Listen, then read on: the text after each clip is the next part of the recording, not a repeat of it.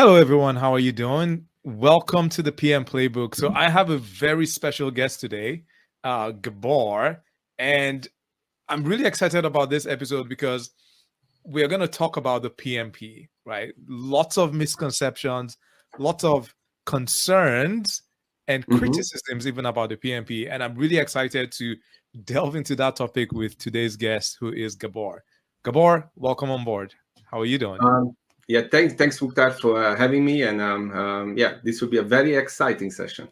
Nice, nice. No, I'm excited. So why don't you start by telling the guests about who you are and what you do? Okay.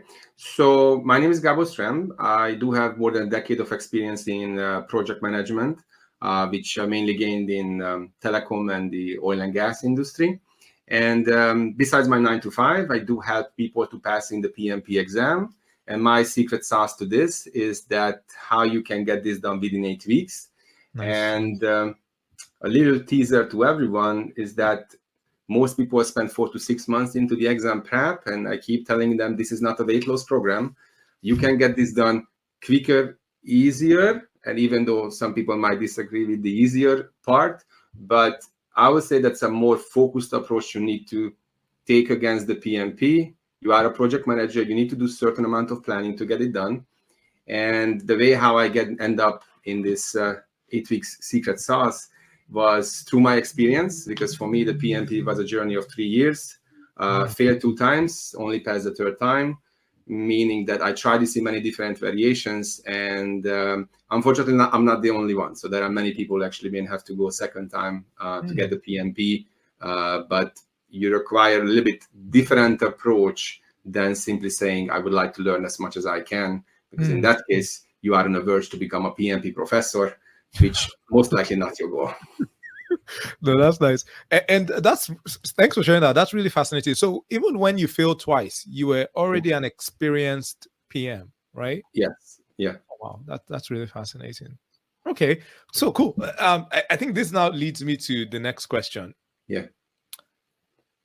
How has the PMP evolved? Like, because you're an expert with the PMP, how have you sort of seen it evolve, and where do you think it's going from here? Right. So you are right. So the time when I was actually been preparing and passing, I had like 8 to 9 years of experience. Currently, we are reaching year 16 now with project management. So at that point of time, I felt like I was educated in project management. So I did, let's say, 4 to 5 trainings a year, mainly 2 days boot camps or let's say online courses. So I was actually trying to keep myself educated on the core project management skills, which is planning or communication or stakeholder engagement or even agile. I call them like core project management skills. Or you have something soft skills side, joining I joined like a Toastmaster club when I was actually been that was helping me to emphasize my communication skills. So make the long story short, I wanted to have some type of industry-wide recognition where the PMP was the most suitable at that time. I'm based in Europe, so here in Europe you can get the Prince 2 certificate, and there are also other options as well, where I see that as a global standard. PMP was standing out, so I decided to go with that. But comparing, I passed 2018 and now, so 6 years ago, in the past 6 years, so the PMP evolved on a stage that currently the PMP is the most credible demonstration of your commitment to the project management career path than anything else. Because I was also like we like to call it the accidental project manager. So I was not, studied and educated that I have a project management diploma, so now I can start my first job as a project manager. So instead, I had some skills which I always like to plan. I always like to get things done. You're taking the extra mile. You're trying to telling the good stories and the bad stories. So I was actually being demonstrated some skills which has enabled me to go into this career path, which meant that you need to seek for some type of industry-wide recognition, and that's where the PMP came very handy. In terms of the evolvement, going to the second question, we are at the stage where PMP, so we have 1.7 million PMPs worldwide, On my projection, this will technically double in the next 2 to 3 years, and mainly because not because PMI is saying so, it's mainly because the companies realize the value of getting a PMP on board, which means that if you're getting a job as a PMP, I mean, what does that mean? So number one, your CV was more or less evaluated by PMI once, because you have to go through an application process. So for a HR personnel, these guys already been checked, by PMI. I can check your PMP, are you a certificate holder, yes or no, in less than 1 minute through a PMI website. So technically, that's also something which a HR personnel can do very quickly. And secondly, you already speaking the same language of project management across the board. You have certain amount of skills, you have certain amount of experience, which makes you very attractive comparing with other candidates. So since the company is realizing this so much, is inevitably started to be present on more and more job ads out there. And what I noticed that even last year was like 7 out of 10 jobs on LinkedIn was actually been requiring a PMP. Now we're reaching the point when it's almost like 8 or 9 out of 10. And what I noticed that more and more companies makes it as a prerequisite, which is going into an era that, PMP is more and more needed there. Hey there, just quickly, are you looking for a PM role? Have you been struggling in this insane, crazy job market? Well, if this sounds like you, we might be able to help you. We've helped lots of people land 100 to 300K PM roles. All you have to do is just click on the link below, answer some questions, and if we see that there's an initial fit, you will be invited to a free 30-minute call where we can further assess your job search goals and challenges. And if we see that we'll be able to help you, we would explain to you how we can do that and what the next steps will be. All right, then, back to the show. So you're saying that you're seeing the number of PMPs will probably increase, and you said even double. So what's driving that? Is it? Yeah, because I mean, I know you're citing that from your research, you've seen that most of the jobs actually require the PMP. But is there anything else that's really driving that increase in the number of PMPs from your perspective? Yeah. So this is my own opinion on this. Some people might not agree with me, but in project management, technically, there is nothing else. Now, what I mean by that unfortunately, my huge respect to all the universities, but universities, to some extent, give up on project management, and they give up like 4 to 5 years ago when MBA, having your master's in business administration, was a huge thing. And you might remember there was time when many universities launching these type of programs, there was a huge influx of people over getting it. But that was the point when PMI was actually being went ahead. And right now, universities are offering, courses in project management. They're offering masters in project management. But technically, 80% of the time, they're teaching exactly the same PMI material, which you're going to get through a PMP prep course. Now, and then but they're teaching it longer, they're teaching it more expensive, whereas the diploma they give you is valuable, but valuable as a society, as a degree. But if you go into the job market values the PMP 10 times more than a university degree in project management. So that's why I would say that, my view, since the company is realizing that value, and then, as soon as there are companies who make it as a prerequisite, you know how it goes. If one gets starting it, all the others will follow, and just and this will just accumulate over time.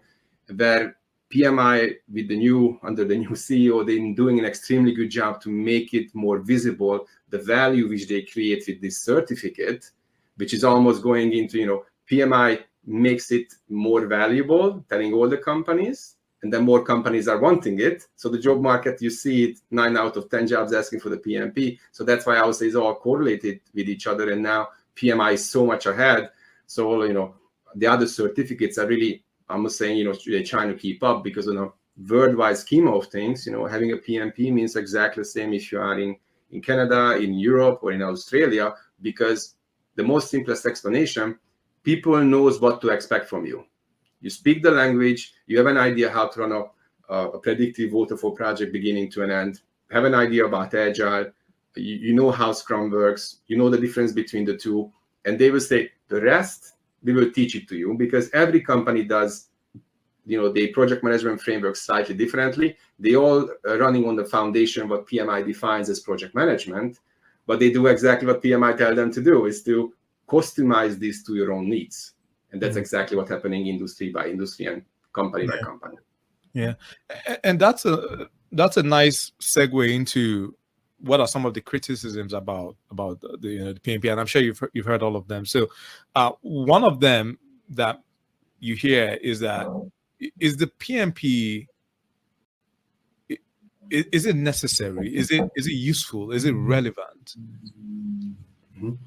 So my answer to that, it is. And I mean, mainly those naysayers or people who are actually been having a different opinion.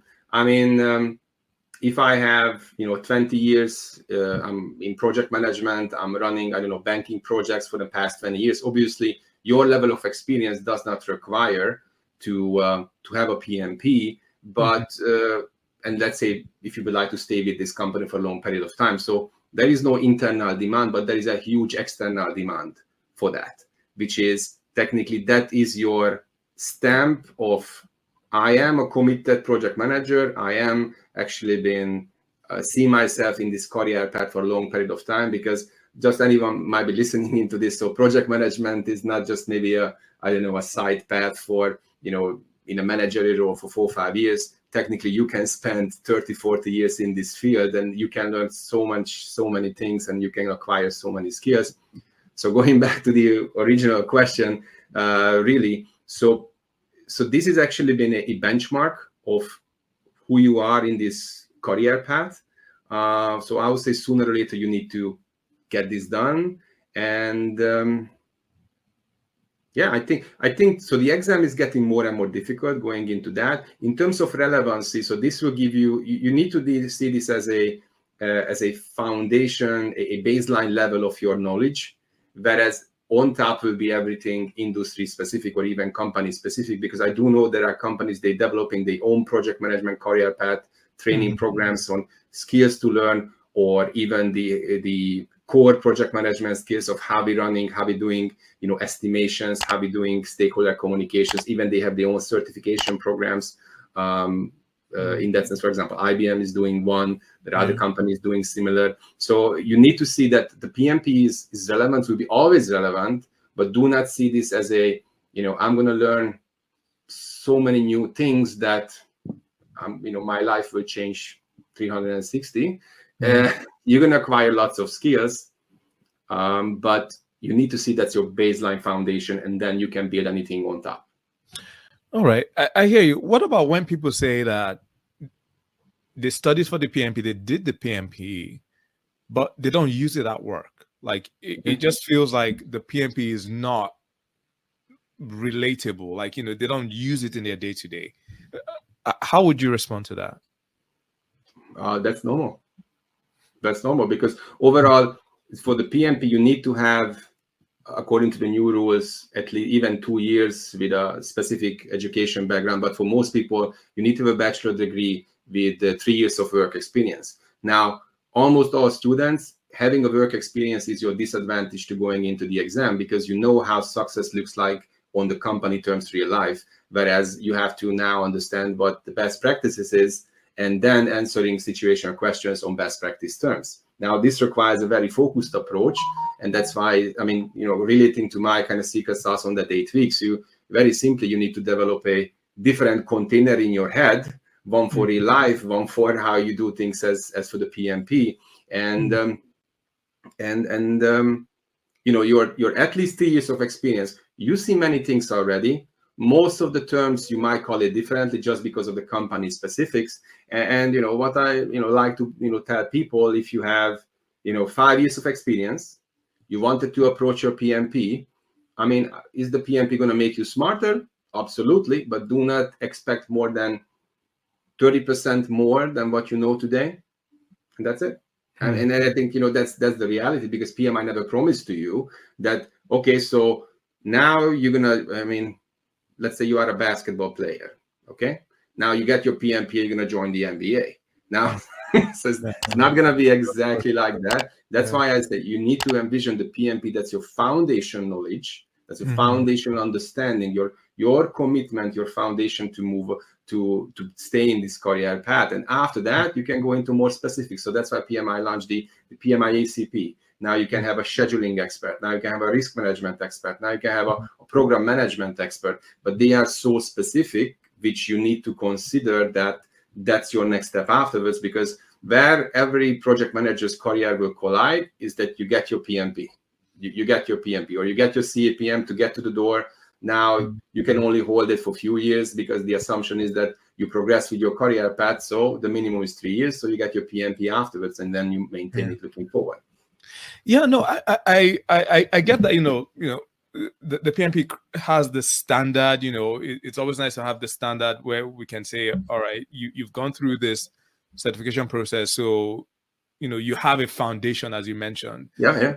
But I think I'm just trying to address the point of the critics where they say that even that foundation, like, I don't use it in my data. Like, why should I? Because the PMP takes time, it takes effort, to study and all of that. Like, why should I invest my time, money, and all of that doing that when I know I'm not going to use that in my day to day? Like, what's the point of that? Like, is the PMP relevant?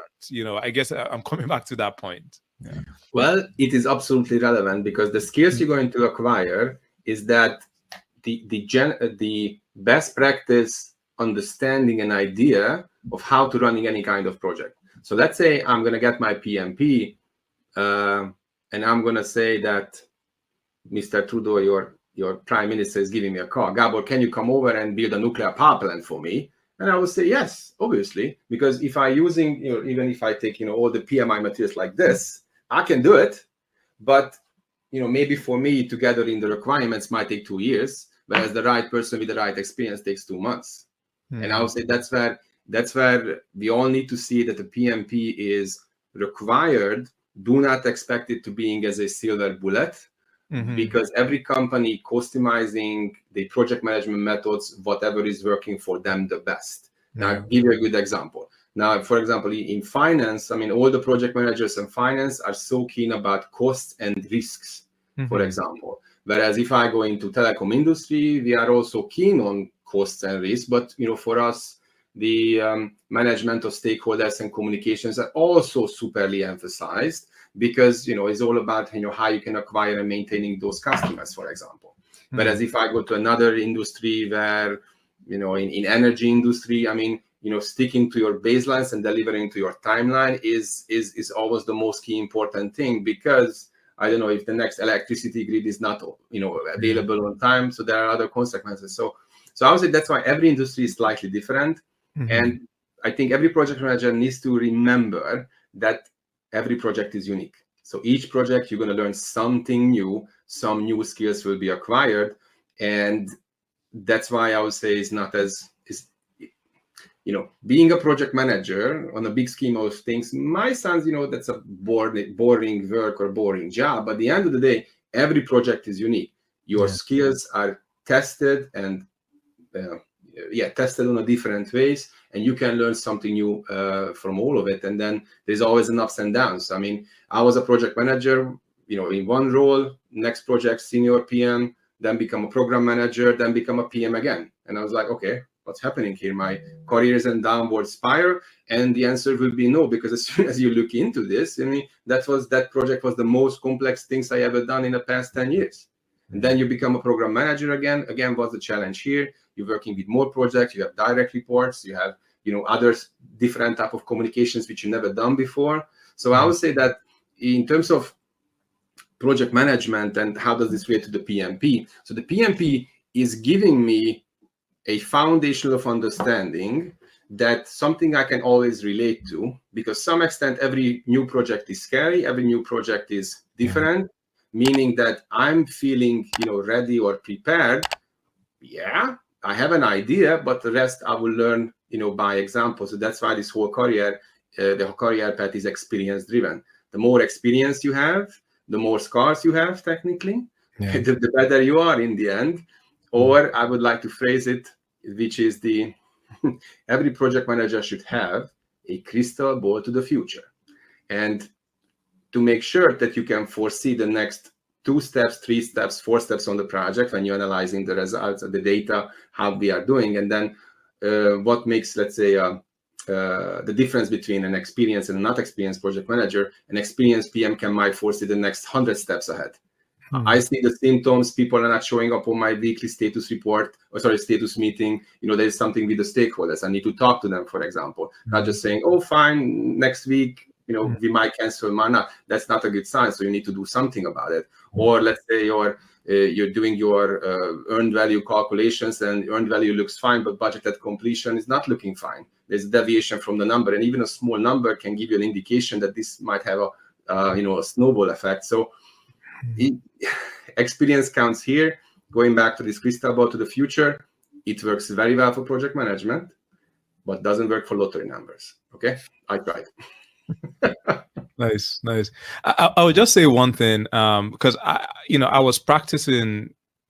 I became a project manager, program manager before I took the PMP, and I think I had a lot of experience before taking the PMP. I had been in different industries, but the one thing I liked about the PMP is that it really just it gives you language about concept that you sort of know is just there, but it gives you language which is, okay, this is what this is, or this is a better way of doing it. So you might not necessarily use those things in your day-to-day, but I think that it really just it stretches your knowledge of project management, or it gives you a different point of view, like okay, this is the best practice, or this is maybe a standard. So I think I really appreciate that with the PMP. So even just concepts that I was sort of dangling, or I knew intuitively, but I didn't quite know how to articulate. I think studying for that helped me bring all of that to the forefront. If that makes sense. Yeah, if I would like to shortcut this, so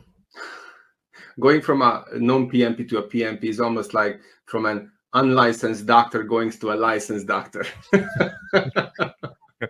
Yeah, nice. I don't have any experience with that, so nice. Okay, so I think this is a good segue for us to talk about a few things. So there's this question that comes up again and again. I don't have much experience. Should I get the PMP? Like, how would you answer that? Like, somebody they have little experience, or no? Right. Yeah. So yeah, go on. Sorry. No problem. So altogether, the prerequisite is the amount of learning, amount of training you have to have, which is just in terms of the myth, you need to have project management training, not necessarily a dedicated PMP preparation course, even though the preparation course comes very handy because that's like a one-stop shop for all the information you need. But for example, in the past few years, have you done, you sit in a agile workshop, you have a training around risk management, stakeholders, the PMI will accept that, so that's not an issue. But you need to come with certain type of project management experience. Now, if you have none, then obviously your path is to going with the CAPM first, which is the certified associate. Again, that's a big calling card, 10 times more effective and valuable than the Google certificate, for example, just again, because companies understand the PMP, they also understand the CAPM, because they are also like a natural kind of growing path there. So if you don't have any project management experience, you need to go with the CAPM and start gaining experience. I would say the best way of doing it, not necessarily you changing the job, but obviously if you applying for a project management role, absolutely that will help. And or get in touch with your local PMI chapter and volunteering to running projects for the chapter, and then because all that experience will also count towards your experience, and technically you can practice everything you learned as a CAPM, for example, or having an idea, getting networking with people, which can also lead to many other things. But I mean, that's something which not many people utilize. But technically is available to anyone, because if you're knocking on the door any of the PMI chapters, there is always a voluntary activity where you can demonstrate your skills or your interest. And especially if you are new to project management, you might like it, you might don't like it. Yeah. Let's have a bit of some type of involvement and get you there. Yeah, no, I think that's a smart idea. You know, volunteering, and you're volunteering with the PMI chapter, and you are gonna have a lot of networking opportunities. You're going to be exposed to different types of PMs from different industries. So I think it gives you a particular viewpoint into the PM industry, so to speak. And as you're doing that, you're also gaining experience. So I think that's pretty smart. Now, what if another question that comes up a lot is, I can't find a job. Do I need to go get my PMP? So maybe the question is that the PMP is a enabler or an enhancer in the career search perspective. So because of the job market is moving on to the area where is not just simply appreciated, but many times is a tiebreaker with the same two person in the end, you know, similar experience, great character, they can do the job. One has a PMP, the other one does not. Then most cases, as per my opinion, you know, companies taking the PMPs, not because the other guy is not right, or they don't want that to, let's say, reimburse all the PMP costs which is coming into it, but in the end, you know, that person has the PMP. So what my thought on that is that so people are, or companies were taking the PMPs in that sense. And again, I see the PMP, that's your demonstration to the career path. So if you are committed, you see yourself as a PM for the next 5 years, next 10 years, you should get the PMP, because don't forget, being a project manager, that is also, you know, giving you skills where you can fit in many different roles, meaning that you might going to be in line management for a while, or you might going to be, you know, management positions where you are dealing with strategies of the company, strategies of the department. So technically with project management skills, you can actually end up in a very, you know, great places, or very, how to say it, on career, or let's say C-suite type of roles as well, with the project management skills and knowledge and experience, because you can fit in there. You do not need to, I don't know, go from a different managerial role, because, you know, project manager, many times you're leading without authority, and there are times when you lead with authority, and that will give you the skills that, you know, you are just simply more capable of leading people, because many times you need to, you know, influence or working with people which they just, you know, you're not my boss, but why should I listen to you? Why should I follow your lead and stuff like that? So in the end, again, going back to your question, I think the PMP is enabler, is not just a nice to have. It will have multiple benefits on a long term. So you should get the PMP. If you, in terms of the prerequisite, you need to find ways of you know, getting the experience. And the reason why I like to go this PMI chapter route, because, you know, the PM, you know, all the applications will be reviewed. Some of that will be audited. Now, PMI will not really question, you know, PMI chapter experience really, because that's coming from the source, that's coming from the own kind of, you know, area. And yeah, okay. Yeah, no, I hear you, and I think I have maybe a slightly different take, or maybe it might be complementary. So from my perspective, when people come to me, a lot of times what I find out is that they haven't quite, just to your point, like having a plan, having a strategy, they haven't done that with their job search, right? And then like they start troubleshooting education, PMP, like they already jump to conclusion, right? For me, like I think that the PMP is I would encourage people to take the PMP, right? I thought that it enhanced my confidence as a PM, you know, and it really yeah, I think it made me a better PM, you know.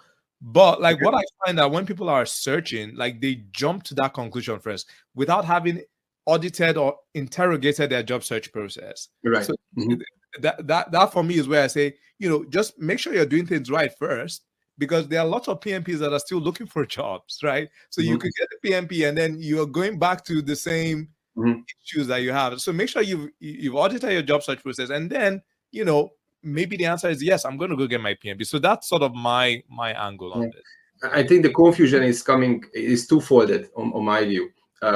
Point number one is that the recruiters are not doing a great job here at all. I mean, as soon as if I look into a role which says, 2 years of experience and you need to have the PMP, like seriously, like this person has no idea how to get what the PMP means. That means you have 3 years of experience, or for an entry level PM job, they're asking for a PMP, and that's, so they are confused. They have not really have the right idea of the candidate. Obviously, PMP will be nice to have, but again, if I'm a PMP, do I qualify for an entry level? That's no longer really the case. Yeah. So number one, I think on the job ads or how HR is PMP, but in that you really been just I would say less than 2 years in this role. And in the end, I would say that, okay, so there's always a borderline that what we say is okay or not okay. But I mean, I think this both needs to improve on the extent to say that these type of questions which you receive is or PMPs without a job. I mean, if you're asking me, that's really a bad thing, because those people are really educated, and there are lots of qualified people on the market, and so I think that is really twofold here. So needs to be an improvement on the companies putting those jobs out there and roles out there. So as I think on the big scheme of things, I think I'm pretty sure that the number of PMPs will double just because of the requirements coming from the companies. But I think how that value can be, let's say, take it to another level up, is that let's make have as a prerequisite more experience, let's say. More experience. Okay. No, that's yeah. No, thanks for sharing that. So let's get into some tactics now. Like, what is the fastest way to prepare for the PMP? Okay.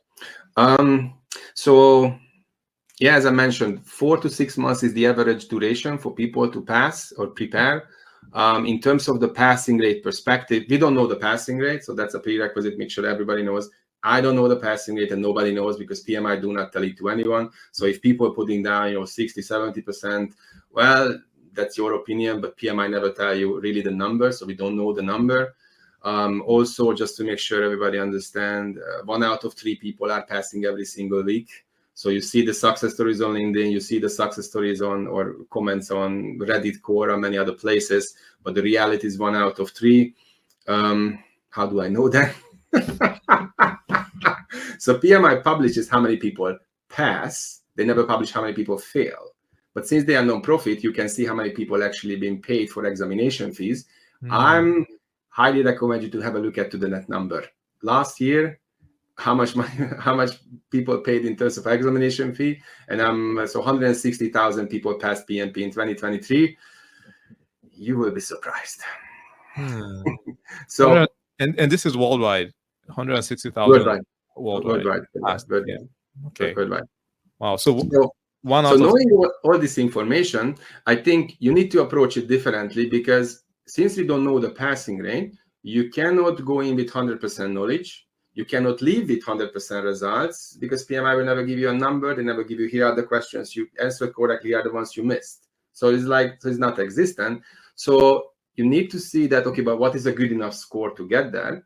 Now, what experience showed to me is if you have a 75-80% passing rate on a full mock exam, that is a good indicator about your readiness level. And that's exactly the reason of any mock test simulator you take on the market, they all set to 75-80% passing mark, because we all have more or less the same information. So what I'm telling the people who I'm talking with is that please make sure you let it sink. It's never going to be perfect. You're going to screw up around 40 questions and still pass the exam. All right. So just to be on the safe side. And that is trying to ease the stress of, overwhelmingly a lot of information out there. You need to have a very good understanding of many things. So it's not going to be perfect. And because it's not going to be perfect, and the end result is you need to answer situational questions. All questions are situational. We know the breakdown, how the questions are looking like. So how many waterfall, how many agile, scrum, hybrid questions you're going to get, which is going to give us so much clarity, which give us the indication that everything you're going to learn, you need to be able to use it and answer situational questions. And also on those questions, so none of them will be, free text or essay question. predefined questions, predefined answers, multiple choice, front of your screen. You need to just find it, really. Okay. Okay. So considering that PMI will never asking you about any definition and anything like it, you need to use this and answer situational questions. So the secret sauce is really within that 8 weeks, you dedicate your first 4 weeks just to learn, meaning that you go through all the information, everything from waterfall to agile to scrum. That's what you need. Within 4 weeks, you can easily do that. I would say good 10 hours per week kind of commitment, 5 study days, 2 hours on study day should be amazing. That's plenty enough. The secret sauce, don't do any questions, because that will slow you down. Why is that? Because deliberately after each module, you're going to get questions. But let's say let's say 10 questions out there, I score 8 out of 10, I'm happy, I'm moving forward. But if you score 2 out of 10, what we do, we're going to redo it again and then redo it again until we're not scoring 8 out of 10. But that's where you're missing the point, because you're spinning the wheel, but you're not moving forward. And the goal of the exam is not that you go deep in a certain knowledge. You need to have an end-to-end understanding of how waterfall works, how agile scrum works, the difference between the two, what hybrid is, and also, how you act in terms of communication, stakeholders, leadership, conflict management, because you have to do all this in both agile and waterfall, but you have to do it differently. Okay, so 4 weeks just learning, and then after that another 4 weeks just dedicated for questions. 80% of the time you do questions, 20% of the time you do learning. Why? Because you have to answer questions anyways. And I would say that everyone would have passed the exam if PMI will give you more time, but they don't. And if you do the average calculations, like 1 minute, 20 seconds whatsoever, which really pushing you into an edge that you need to be prepared. That's why you need to practice the questions equally as you're learning, because the learning is just, let's say, again, giving you a base, giving you a way of thinking to answering situation questions in the end. Nice. No, I love the breakdown, and I like the structure. So 4 weeks learning, and you said 10 hours per week, right? With 2 days. Yeah, right? Nice. Ideally 5 study days and 2 hours on study day. Now, some people might say, "Oh, but that's too low." Well, think about it this way: as soon as you push, you do 6 days, 7 days, 3 hours, 4 hours. You need to ask yourself how sustainable that is. Because if I have big bursts of 3 hours and next day nothing, next day, day after nothing, and then again 3-4 hours. So what you need to realize that we would like to avoid the burnout, which you can hit very quickly. If I hit the burnout, I not even remember what I studied 2 hours ago or 2 days ago, and you always felt you're never feeling ready. You always felt like you're missing something, so you keep searching on LinkedIn and other places. You're downloading another PDF, another this, another try. So instead, if you're asking me, you just need to stick to one thing, have an understanding, and focusing on the question afterwards. Now, going back to this, so only 5 days, 2 hours, because you need to be focused. You know how to run a project, real life, but you need to go with the best practice. So you need to force yourself sometimes to think differently. And trust me, 2 weeks prior to your exam, you're going to study anyway. But why you wanted to kind of kill yourself in the beginning, in the end, you're going to spend an awful lot of time into this anyways. But yeah, be realistic and try to have a plan which works for you, and don't be afraid to be flexible, meaning that work, universe, family, whatever happens, you cannot study today. Don't feel guilty. You're trying to keep up tomorrow. And that kind of 5 days window within the 7 days duration is giving you that level of flexibility to making progress. Yeah. And I like that, because like you mentioned, a lot of people take 4 to 6 months, right? Yeah. And I'm guessing because like I also studied. I don't know if I had this very structured way, but I'm like, I know myself. I know when I start something, I will go in like gung ho, and I'm usually very enthusiastic, and then like you burn out, and then you recover. Like, so maybe that contributes to the 4-6 month window, right? But if it's like, okay, I'm gonna do 8 weeks.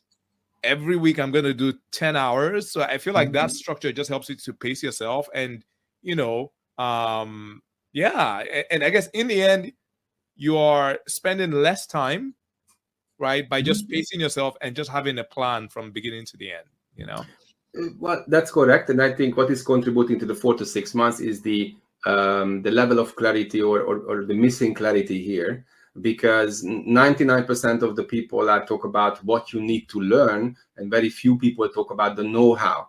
And still, it might sound not, but that's why, because most people spend 4 to 6 months. And why are you spending that? Because you not have a clarity what to study.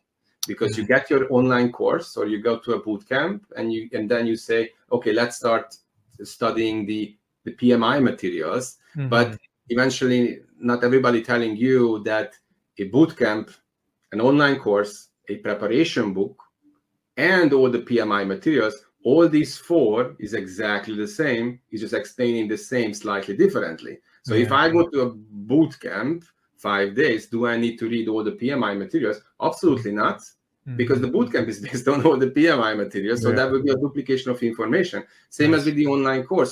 So the point I wanted to make with this, you do not need to do all this in sequence. You need to, you need to think this through. And what I mean by that, if you are a visual learner, go and get an online course. You go with your own pace. If you are a reading person, go and get a prep book. But you need to just stick to that, because again, that will just cover the learning part. After that, you need to do questions anyways. And the problem is you need to do questions which are never explained in any of the materials because they are situational. Whereas, the best practice will talk about just the best practice itself. So again, that's why we are not on the path to become a professor. We just, we consume, we learn, and we trial and error and practice. That's why I would say within 4 weeks, you're going to have a good indication of how much information you grasp, and then how you can find the right technique to get there and pass the exam. Because even I can say, through experience, technically the biggest, so I like to meet people who I not even worked with or not even, studied, and not even teach or not even came across, and say, can you come into my weekly study group and tell your success story? And those people are willing to come. And I'm also happy to interview them because they're telling their story. Okay, this is what I studied. This is what I did. This is how I scored. And in all cases, the pattern is very similar, that they actually went through some type of learning curve, no matter the duration. Materials are very similar. They all kind of confirm that they have to do, they have to score around 75%. All of them who actually been passed the exam all say that the higher they score, the likelihood that you pass is also higher. And more importantly, confirming that now looking back, they should have been done this quicker than, the 4 to 6 months duration. Yeah. Nice. And I like, I'm going back to the beginning of the podcast where you mentioned it's really not about getting 100%, right? It's like, so I think that really eases the anxiety, because I think when we go in, we tend to study like, oh my goodness, I wanna be perfect, right? But if you, it's not really about being perfect; it's about being good enough. You're not trying to be a professor. So that's, I think that's a very, very interesting thing to be aware of before you're going to study the PMI. Yeah, especially because you started you're doing your PMPs. You're no longer your 20s, or you're just coming out of university. So you relate back with how I studied in the past. Well, okay, when I was university, I know what to expect, or I ask other people what was good enough for the professor, or the other stuff. But here, that's the problem. So we're going expectations of numerous percentages enough. But what I'm telling to people is that feeling confident in certain topics is great, but your testing score will tell you your fate. What I mean by that you need to see your testing score is not just, something nice to have, but that will be directly an independent review about what you know, what you don't know. Because if I score only 50%, I can have hopes to pass the exam tomorrow, but I rather, reschedule it for a month and work my way upwards from a 50 to an 80. And think about it this way, going from a 50 to an 80 is slightly easier than saying, oh, I need to reach 100%. I just go from 50 to an 80 because that's the goal of the exam. What is your end-to-end understanding of the best practice? Nice. We're almost wrapping up. What's one piece of advice that's hard to find online about the PMP? Is going to be the study plan. The study plan. How to study, what to study, when to study, what is the weekly goal to achieve that and get closer to your goal. Because many people, going back, I feeling confident in this, I'm feeling confident in that. And, through my experience, sometimes I meet people and they're looking into YouTube videos and doing questions parallel with the teacher and they're feeling confident, great. And I think I can do the exam. Amazing. Have you done any test? No, I don't. I'm afraid. But I mean, you have to go in, you have to practice it. Otherwise, you're going to hit surprises. And I think the reason for many people might not succeeding the first time is just the level of preparation, which is going down into a study plan, which is not. So you're looking for a study plan, which will give you, let's say, an indication of what to do, how to do it, but is also flexible enough to make it adoptable. Because I would say that the 8 weeks, that's a medium-sized commitment. This is not like, and again, not a weight loss program that I need to do this for 3 months just to see progress. You're going to see progress very quickly, but that requires that you not put the focus of how much I know instead of, okay, how can I reach a certain percentage instead of, me become a professor here. Yeah. Nice. Gabor, this has been really interesting. Before we wrap up, how can people get a hold of you if they want to reach out to you? I think the best and most easiest way, if they reach out to me through LinkedIn, and I have many options where how people can interact with me. I do run weekly study groups where people can actually come and join, and there are also other options as well. But the best, I would say, that go and have a look into my LinkedIn profile and the content which I also posting there. Nice. It's been a pleasure, Gabor. Really appreciate you coming over here and sharing your nuggets. Lots of good stuff that I learned actually today. And I wish I found you before I did my PMP, but oh well, we learned. Yeah, thanks for having me. All right, take care, Gabor. Bye, y'all. Thank you.